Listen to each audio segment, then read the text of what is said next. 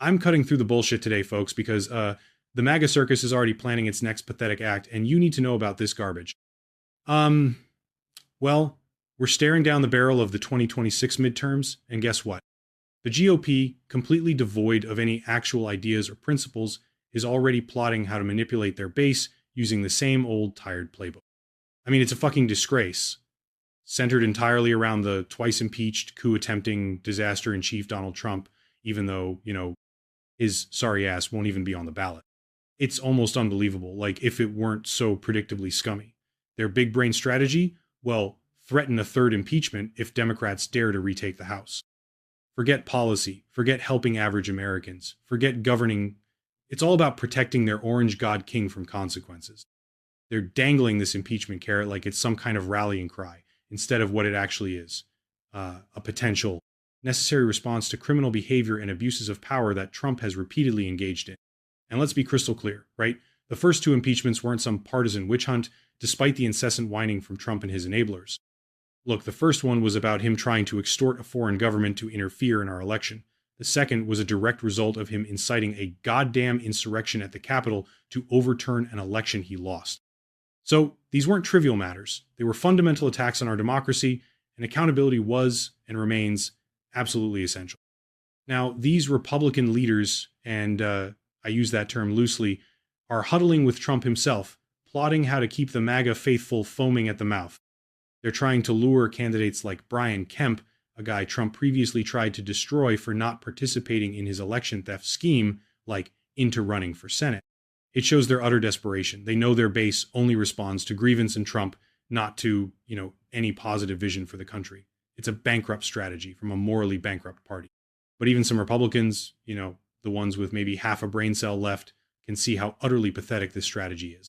As one commentator rightly pointed out, telling voters to elect Republicans just to stop a third Trump impeachment is, well, a message doomed to fail. The American people, outside the MAGA bubble, are sick and tired of this perpetual Trump drama. They've seen this goddamn show twice, and it was exhausting, necessary, but ultimately focused on the actions of one corrupt individual, not the future of the country. Yeah, exactly. Midterms are historically tough for the party holding the White House, no doubt. Democrats face headwinds, sure, concerns about the economy, the usual bullshit amplified by right-wing media, but the idea that the GOP's answer is more Trump, more grievance, more talk about impeachment instead of, healthcare, jobs, climate change. It's political malpractice of the highest order. And calling potential future Trump abuses overreach? Seriously, that's the understatement of the fucking century when we're talking about a guy who tried to overthrow the government. And look at the electoral map they're dealing with. It's incredibly narrow. We're talking about a handful of truly competitive districts. In that kind of environment, you typically need to appeal beyond your hardcore base. But nope. The GOP strategy is apparently to double down on the crazy, hoping to squeeze out every last MAGA vote by screaming about impeachment. It's a high-stakes gamble that risks alienating the very voters they desperately need in those swing districts. Why? Because, they have nothing fucking else to offer. The article throws out some historical numbers on impeachment popularity, trying to suggest people don't like it. Look, let's cut the crap.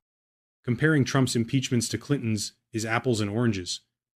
Clinton lied about a blowjob, Trump tried to blackmail Ukraine, and then incited a violent mob to attack Congress.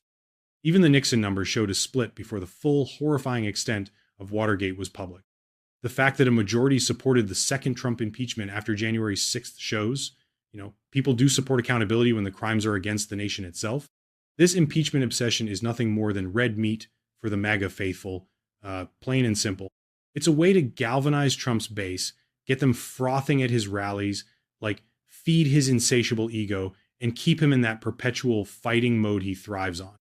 He loves playing the victim, crying about being targeted, even when he's the one who committed the goddamn offenses.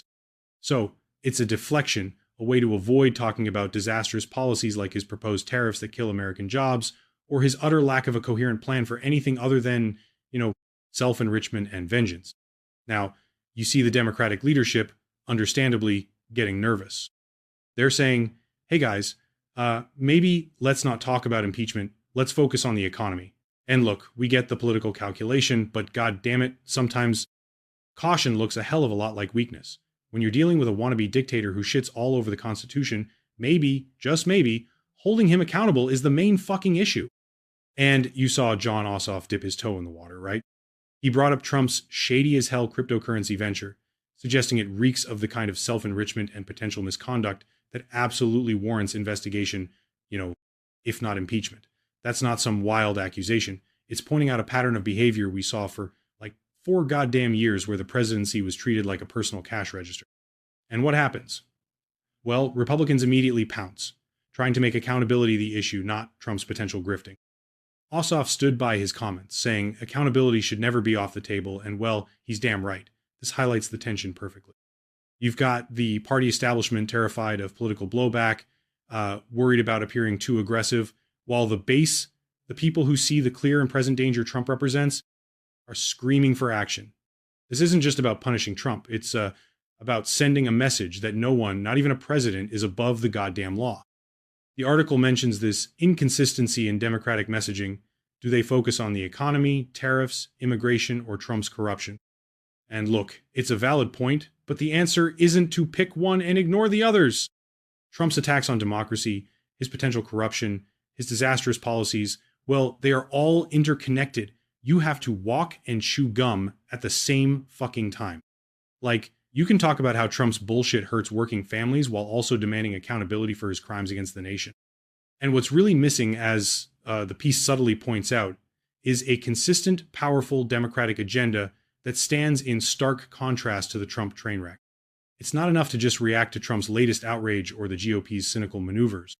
Democrats need to be out there hammering home a bold, progressive vision for the future. One that addresses economic inequality, climate change, voting rights, and directly rebuts the nihilistic, authoritarian bullshit peddled by Trump and his sycophants in the GOP. Give people something real to vote for, not just against. And, damn well Trump isn't going to sit on the sidelines. We're hearing he's planning a full blitz of rallies and endorsements, laser focused on keeping the House. Let's be clear, right? This isn't about policy or governance. It's about Trump maintaining his death grip on the GOP, installing loyalists who will kiss his ass, block investigations, and potentially help him steal future elections. It's all about protecting his own hide and feeding his narcissism, the country be damned. The article notes the Democrats might actually prefer Trump on the campaign trail, and honestly, they're probably right. Nothing motivates Democratic voters and repulses independents quite like the rambling, incoherent, hate-filled spectacle of a Trump rally. I mean, every time he opens his mouth, he reminds America of the chaos, the corruption, and the sheer fucking incompetence of his presidency. Let him talk. He's the best argument against himself. And you heard that comment about how Trump does best when he's embattled, when he can play the victim. Give me a fucking break. This guy cries victimhood more than anyone on earth. Usually after he's committed the damn offense. Like, remember how his poll numbers and fundraising spiked among the MAGA faithful after his indictments? He weaponizes accountability, turning consequences for his own shitty actions into fuel for his grievance engine. It's a disgusting, manipulative tactic that his cult swallows whole, but the rest of us see right through it. Meanwhile, behind the scenes, you've got the GOP establishment scrambling to find candidates who can actually win, like trying to coax Georgia Governor Brian Kemp into a Senate run. This is the same Brian Kemp, mind you, who Trump relentlessly attacked and tried to primary for refusing to illegally overturn Georgia's 2020 election results. The sheer fucking hypocrisy is breathtaking. I mean, they need Kemp because he can win, but they know they might need Trump's blessing to keep the maggots in line. Yeah, the article mentions a potential truce and claims the Trump camp recognizes they need to keep the majority, not just fill seats with MAGA loyalists. Don't buy that bullshit for a second. For Trump, loyalty is like a one-way street. He'd throw Kemp, John Thune, and the entire GOP establishment under the bus tomorrow if it suited him. It's all transactional garbage. So, the fact that people like Thune are flying down to Atlanta, practically begging Kemp to run while simultaneously trying to appease Trump, shows how utterly neutered the pre-Trump Republican Party is. They're hostages to a wannabe autocrat. And why the hell would Kemp want to jump into the Senate cesspool? I mean, the article nails it. What governor actually likes going into the Senate? Almost none. You go from being the top dog in your state, actually wielding some executive power, even if it's often for shitty conservative policies, to being one of 100 assholes. In a dysfunctional body held hostage by extremists and prima donnas, navigating the clusterfuck that is Washington, D.C. politics under the shadow of Trump. Seriously. Kemp gets to be office holder in chief in Georgia, signing bills, directing state agencies. In the Senate? Well, he'd be dealing with Mitch McConnell's Crypt Keeper successors, Ted Cruz grandstanding, and Marjorie Taylor Greene spewing QAnon nonsense, all while constantly looking over his shoulder for Trump's next attack. It's a hard fucking sell, trading actual power for that dumpster fire. If Kemp says no, it's a huge black eye for the GOP establishment that clearly wants him. Now let's pivot slightly to Senator John Fetterman. The article brings him up, noting his dismissal of talk about the U.S. being an oligarchy. Fair enough. Maybe the term needs a Google search for some, but more pointedly, his calling the idea of a third Trump impeachment just dumb. Look, politically, maybe it's fraught, but calling accountability for potential high crimes dumb, that rubs me the wrong way, even if he's just trying to be pragmatic. It sounds too much like letting Trump off the hook again. And this comes right before that New York Magazine piece dropped, raising questions about Fetterman's recovery and quoting staffers who apparently no longer recognize the man. Fetterman's been commendably open about his stroke and depression struggles, which is important. But the article highlights a reported lack of transparency from his team and concerns from people who worked closely with him. That's a fair point. Like, voters and constituents do deserve honesty and to understand what's going on, especially when it involves cognitive function and the ability to do the job. It's not about the health issue itself, but, the alleged obscurity around it. It's a tough situation. Other senators, Republicans and Democrats defended him, saying they haven't noticed issues. But as the article says, now that this story's out there, well, it's going to be a thread Fetterman and his staff have to deal with. And it intersects with him carving out this niche as an anti-left voice, like pissing off progressives. You combine lingering questions about capability and transparency with political positioning that alienates parts of your base, well, that's a recipe for potential primary challenges and relentless GOP attacks down the line. It's a shitty political reality, but it's there. Ultimately, with Fetterman, or any elected official, the bottom line is capability and transparency. Can you do the job, and are you being straight with the people you represent? That's the standard, but let's not lose sight of the fucking forest for the trees here. Okay, while legitimate questions about one senator's situation are debated, the entire Republican Party is actively plotting to protect and empower a man, Donald Trump, whose corruption, lies, and profound unfitness for any office have been on public display for years. The hypocrisy is fucking rank. So, let's bring it back home.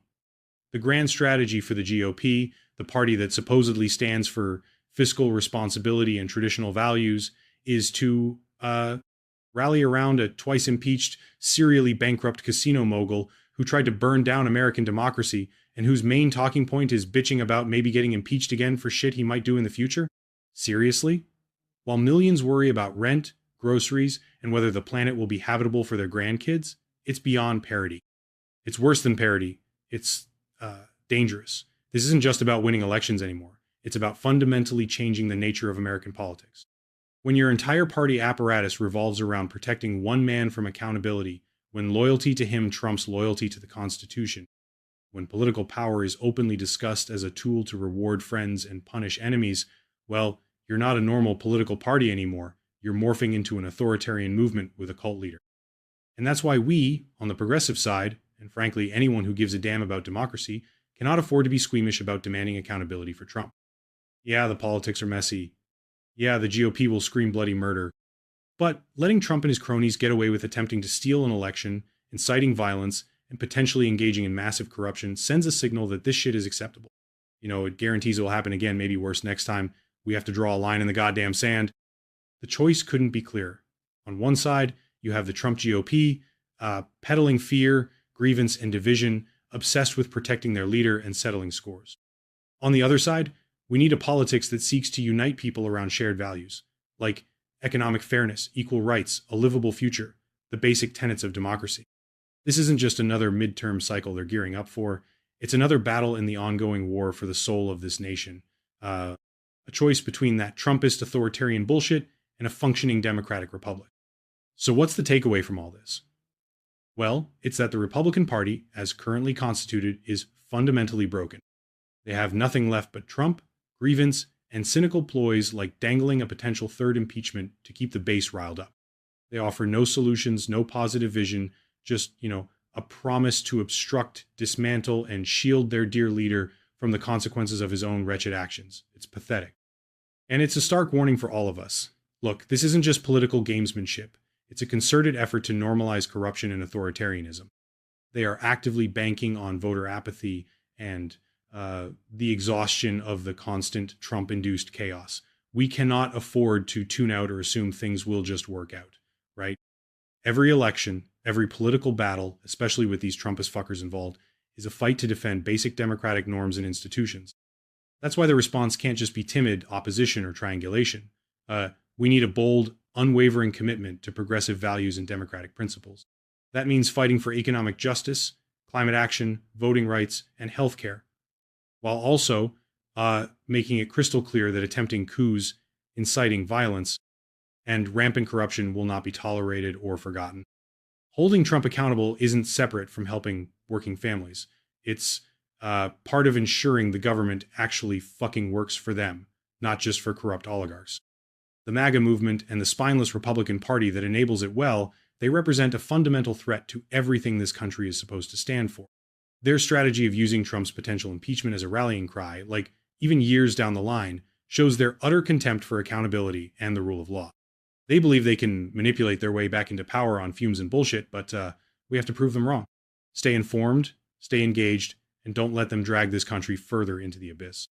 Yeah, couldn't have said it better myself. So that's all the time we have for today. Make sure you like the video, share, subscribe, and click the notification bell icon to keep updated.